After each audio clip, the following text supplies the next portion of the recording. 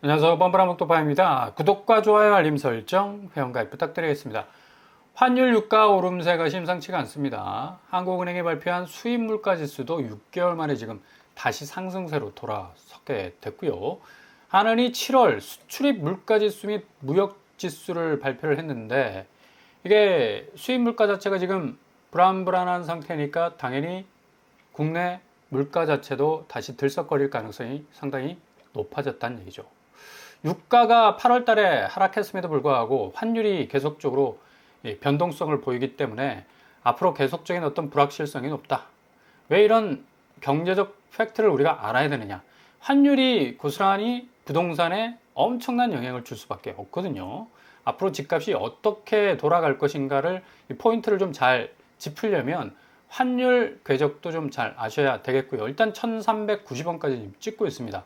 1,400원대까지는 열어놔야 된다라는 그런 의견도 많은데 잠시 잠잠했던 또 환율이 이렇게 들썩거리는 상황. 환율이 결국 상승하게 되면 원화는 약세로 돌아가게 되는데 이게 외국인 투자자들이 한국 부동산의 상대적 진입로가 뭐 좀 넓어질 수가 있죠. 그래서 투자 유인이 커질 수가 있는데 특별히 뭐 강남 쪽에 뭐 100억 넘는 그런 거래들 즐비하지 않습니까? 대부분 외국인 투자자들이라면 하니까 좀 그렇다. 투기 세력들이 공격적으로 들어올 가능성도 있고요. 앞으로는 트럼프 관세 협상 테이블 위에 원화 절상, 그러니까 원화를 좀 강력하게 끌어올려라 라는 요구가 있겠죠. 당연히 수출하는 데 있어서 미국이 달러 가치가 좀 떨어지면 유리할 수밖에 없으니까 그런 요구가 암묵적으로 계속적으로 커질 가능성이 높습니다. 그래서 원화 약세보다는 원화 강세로 갈 가능성이 높기 때문에 오히려 환율 자체가 지금 1390원인데 오히려 더 내려갈 가능성도 있고요. 이렇게 되면 상당히 환차손 리스크로 인해서 자산 매도 현상이 굉장히 커질 가능성이 높다. 왜 8, 9월에 집값이 더 떨어질 가능성이 높으냐? 이런 대표적인 이유가 있기 때문입니다. 그리고 건설 비용 증가하게 되겠죠. 환율 상승하면 당연히 뭐 철강, 시멘트, 원가 상승분 엄청나게 뭐 높아질 수밖에 없는 거고 대출금리 지금도 뭐 시중은행이 야금야금 올리고 있는데 당연히 환율 변동으로 인해서 대출금리는 엄청나게 급등할 가능성이 높습니다. 그래서 변동성의 상당 부분 취약하다. 그래서 왜 굳이 이렇게 환율에 경제적 현상에 대해서 신경을 써야 되느냐? 무주택자로서는 굉장한 어떤 틈새를 노릴 수 있는 하나의 지표가 될 수 있기 때문이죠. 그러니까 좀 잘 들여다 보셔야 됩니다. 지금 미국이 통화 강세 요구 가능성 굉장히 높다. 좀 전에 말씀드렸죠. 원화 절상. 그러니까 미국 달러 가치는 좀 숨을 죽이고 원화 가치 니들 좀 올려. 이래가지고 미국 수출 가격을 상대적으로 좀 낮추는 효과를 가져오려는 그런 어떤 노력을 하고 있거든요. 관세로 15% 정도 때리고 그 다음에 절상 문제를 또 들고 나와가지고 달러가 상당히 수출 부분에서 유리할 수 있는 국면을 만들어갈 그런 가능성이 높습니다. 그래서 지금 상황에서는 굉장히 환율 변동성은 앞으로 주담대 금리 부분 그리고 부동산 시장에서의 어떤 자금 순환 부분에 있어서 굉장한 영향을 끼칠 가능성이 높다라고 말을 할 수가 있습니다. 그래서 지금 강남구 지금 아파트 자체가 매매가가 지금 22억 떨어지는 것도 있어요. 신현대 11차 20% 하락하고 있고 우성 7차 7억 7천, 대림 역삼 역시 4억 5천, 그리고 강남 자곡 힐스테이트 역시도 3억 8천 정도로 강남권 하락세가 지난주에 굉장히 두드러졌죠. 신현대하고 우성 7차가 상당히 큰 파이로 떨어져 나가는 걸 볼 수가 있습니다. 이게 지금 환율 변동성에 영향을 받게 되면 더 떨어질 가능성이 확실히 높다라는 얘기입니다. 그리고 전세가 역시도 도곡 렉스를 중심으로 해서 10억 이상, 그리고 마크힐스 11억, 구현대 7차 10억 이상, 뭐 이렇게 강남도 10억 이상 계속적으로 전세가가 하락하는 모습을 보여주고 있습니다. 결국에 가서는 이 전세가가 뒤에서 백업을 해주지 못하기 때문에 매매가는 떨어질 수밖에 없다. 그리고 가장 대외적 변동 요소 환율. 이 환율이 부동산 시장에 어떤 이 매수세를 상당 부분 더 자금 압박을 가할 가능성도 높아서 손절 현상이 굉장히 일어날 가능성이 높고요. 그리고 국채 부분, 금리를 가장 자극할 수 있죠. 국내 은행채 금리를 항상 자극할 수 있는 가장 큰 요인이라 할 수가 있겠습니다. 아직도 4.3에 머물러 있어요. 거의 뭐 4.5. 하반기 가면 5% 넘을 거라는 그런 얘기도 들리고 있습니다. 국채 30년물은 뭐 4.9, 거의 5%에 지금 육박하고 있죠. 왜 우리가 미국 국채 복잡하게 머리 깨지게 이거 알아야 되느냐? 아셔야죠. 결국에 가서는 대출금리하고 맞물려 있습니다. 미국 국채는. 이게 톱니바퀴처럼 짝짝짝짝 연결이 됐기 때문에 국채가 움직이면 대출금리도 따라서 움직이는 그런 연동현상이 일어날 수밖에 없다는 얘기입니다. 그래서 기준금리 부분에 있어서는 지금 미국이 연준이 계속적으로 트럼프가 기준금리 인하를 요구하고 있지만 천만에이션, 스태그플레이션을 염려를 해서 관세는 분명히 물가에 영향을 준다는 확신이 있어요, 연준이. 그래서 동결적으로 갈 가능성 아주 높습니다. 9월까지도 아마 기준금리 내리지 않을 거예요. 이렇게 되면 국내 대출금리 역시도 뭐 내림세 전환 국면이 올 것이다 라고 전망이 있었지만 다시 올라갈 가능성이 아주 높다는 얘기죠. 금리 올라가 버리면 대부분 아파트 살 때 대출 물고 사는데 후폭풍 감당하기 어렵죠. 지금 은행별 주택담보대출 최저금리를 보더라도 K뱅크가 4%까지 지금 올랐습니다. 최저금리가. 굉장히 지금 이 금리 자체에 어떤 압박감이 밀려오죠. 국민 하나 신한 우리 역시도 최저금리가 3.5% 선인데 이게 최저입니다. 최저. 그러니까 모든 우대 혜택을 다 때려 넣어서 나온 금리란 얘기인데 결국에 가서는 체감적으로는 한 4.5% 정도? 그 정도로 이제 생각하시면 되겠고 5년물 평균금리, 은행채죠. 가장 국채에 영향을 많이 받는 금리가 은행채 금리입니다.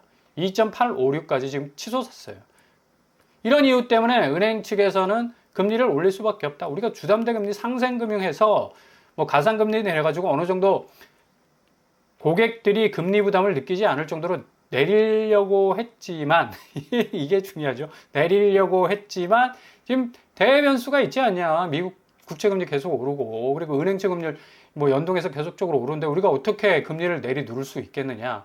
뭐 이런 어떤 이유 아닌 이유가 나올 수밖에 없기 때문에 은행은 뭐 어쨌거나 저쨌거나 대출 수요 줄이면 금리 올려 금리 내리면 다시 대출 수요 풀어 이런 식으로 뭐 은행만 웃을 수밖에 없는 그런 상황이 지금 전개가 되고 있는데 아니나 다를까 뭐 국채금리 상승에 6월 주담대금리 0.06% 역주행하고 있지 않습니까?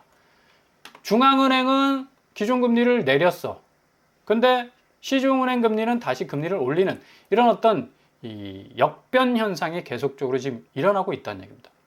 이렇게 되다 보니까 시중의 아파트값, 지금 계속적으로 서울 아파트값은 강남을 중심으로 해서 다시 규제에도 불구하고 오를 것이다라는 전망은 얼마나 정말 잘못된 전망인가를 고스란히 보여주고 있죠. 이런 환율 변동성 그리고 국채금리 변동성만 딱 보더라도 앞으로 서울 집값은 어떤 운명을 맞이할 것인가에 대한 명확한 답이 나와 있는데 계속적으로 지금 펌프질을 하고 있는 겁니다. 지금 시카고 연은 총재가 관세로 스태그플레이션 우려 때문에 지금 시장에서는 9월에 확실하게 기준금리 내릴 거라고 했는데 동결하겠다고 지금 나오고 있지 않습니까? 확률이 계속적으로 높아지고 있어요. 관세가 일회성이 아니고 현 물가지표에는 반영도 안 됐다고 이렇게 말을 하고 있습니다. 그러니까 지금 나오고 있는 모든 이 소비자 지표 그리고 생산자 지표, 미국 기저의 모든 노동 고용 지표들은 관세 영향을 그래도 좀 덜 받은 지표가 나오기 때문에 좀 평균적인 에버리지 같은 그런 어떤 이 지표가 나올 수밖에 없다라고 이렇게 말을 하고 있죠. 앞으로 하반기 되면 확실하게 스태그플레이션 이 상태로 갈 가능성이 높기 때문에 금리 절대로 안 내릴 거다라고 아주 뭐 강력한 어떤 매파적 입지를 지금 취하고 있습니다. 이렇게 되다 보니까 지금 연끌비 투 후폭풍은 지금 이런 국채금리와 그리고 환율 변동성 때문에 상당 부분 은행채 금리가 자극을 받게 되고 결국에 가서는 미국은 스태그플레이션 우려로 계속적인 동결 추세, 결국 은행 가계대출 금리가 계속적으로 오르는 바람에 서둘러서 집을 샀던 사람 그리고 몰빵해서 집을 샀던 사람들은 9년 만에 최고의 연체율을 맞이할 수밖에 없다는 얘기죠. 연체율은 곧 은행의 입장에서는 부실입니다. 그 부실이 엄청나게 증가하게 되면 금융권은 상당 부분 뭐 엄청난 위기를 느낄 수밖에 없겠고 이게 기존의 차주들에 대한 어떤 부실 증가뿐만 아니라 담보로 잡아놨던 아파트 값이 이제 뚝뚝 떨어지기 시작하면 은행 입장에서는 상당히 긴장할 수밖에 없죠. 긴장 타야 됩니다. 왜냐하면 이 담보 가치가 하락을 하게 되면 대출을 회수하는데 상당 부분 문제가 생길 수밖에 없겠죠. 그래서 빨리빨리 서둘러서 대출을 오히려 또 회수하려는 또 입장으로 갈 수도 있어요. 그래서 절대로 무리하지 마시라. 대출을 받아도 자기 능력 밖으로 저세상 너머에 있는 금리로 받으시면 안 된다는 얘기입니다.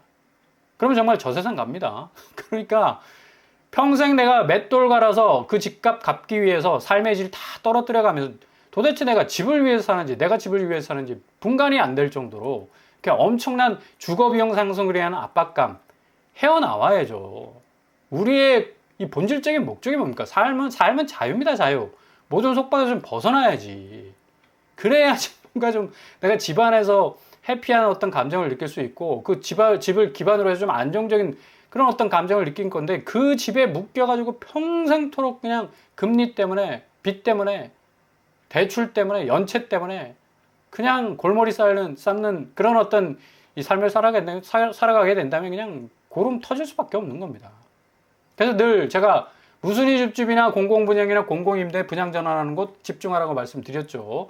내일부터 과천에서 아주 좋은 또 단지들이 등장하게 되는데 이런 것들은 좀 잘 디테일하게 지켜보셔야 되겠고요. 과천은 또 당해 지역만 뽑았었는데 그렇지 않습니다. 이번에는 먼저 과천 위버필드가 무순위 집집으로 나오게 됩니다. 지난번에 한번 나왔었는데 또 나오게 됐고요.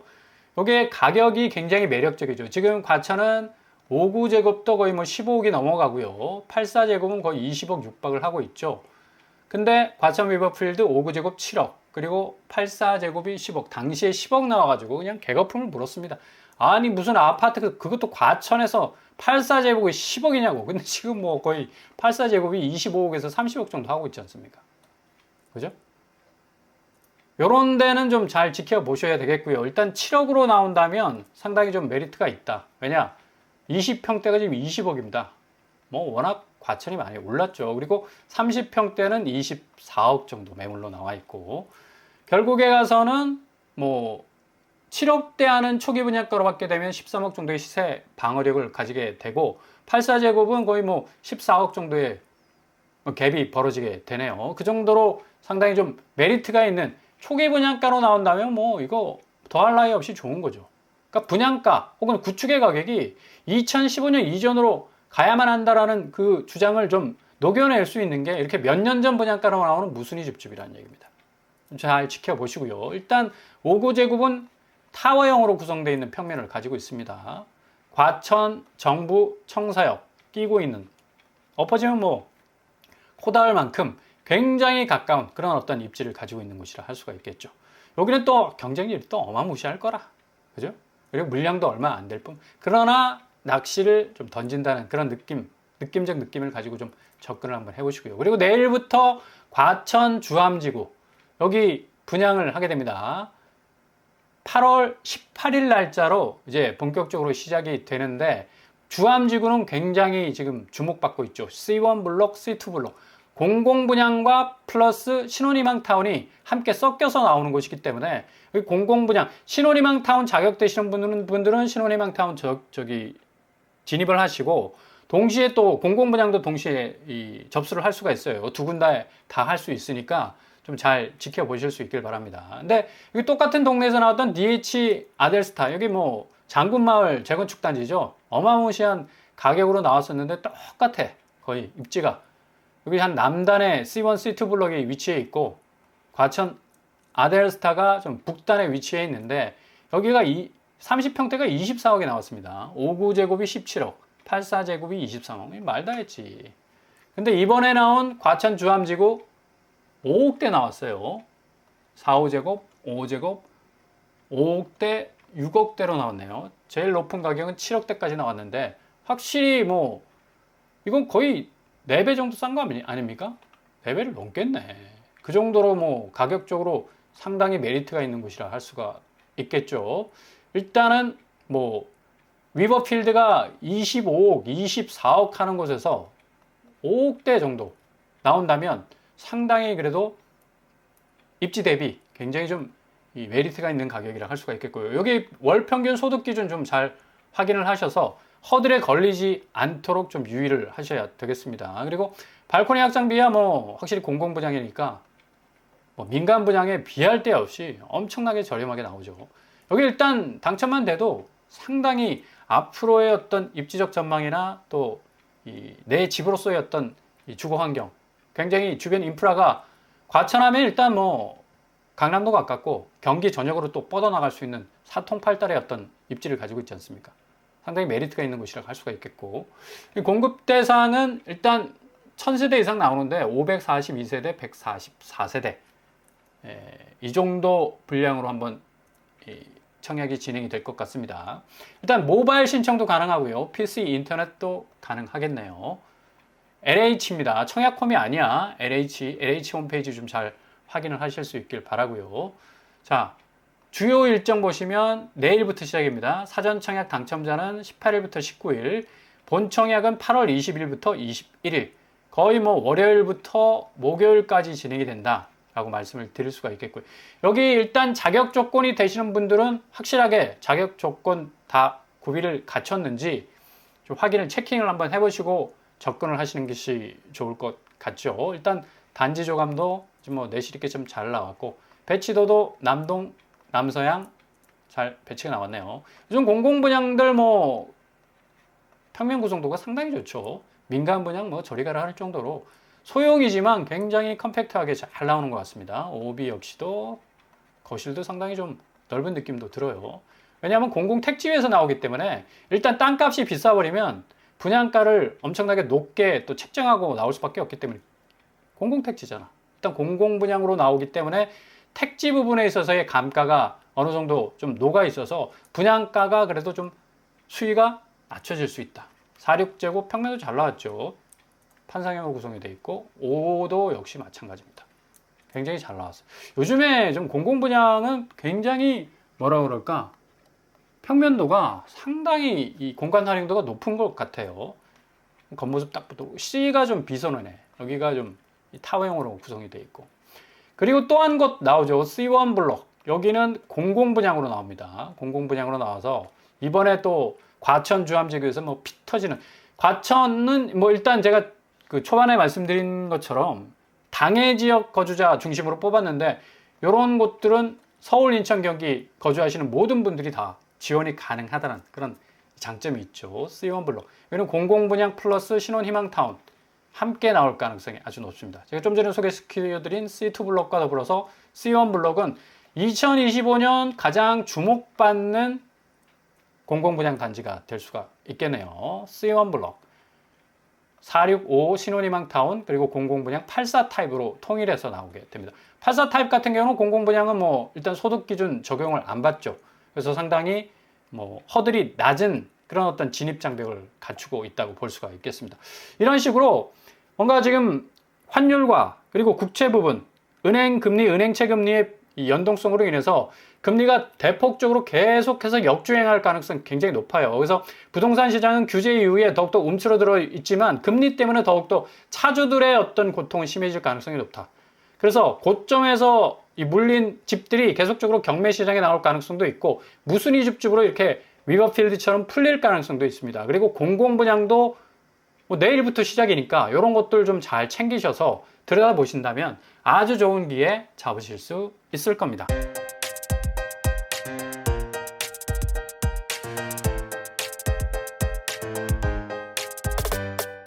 오늘의 부동산 캐리커처.